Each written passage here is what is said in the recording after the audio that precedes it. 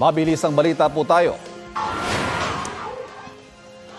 Isang grupo ng mga lumad ang nagrambol sa ilalim ng Agdao flyover sa Davao City. Ayon sa pulisya, hindi sila nagkasundo sa hatian ng pera na kinita nila sa pamasko.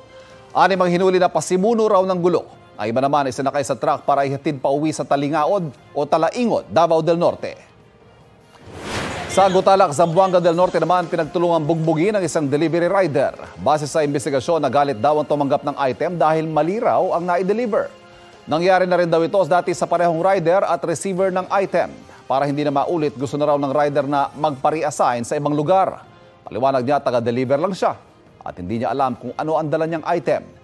Hinihintay na ng pulisya ang warrant of arrest para sa 6 na suspect sa pambubugbog na magkakamag-anak daw. Kapuso, alamin ang maiinit na balita. Bisitahin at mag-subscribe sa GMA Integrated News sa YouTube.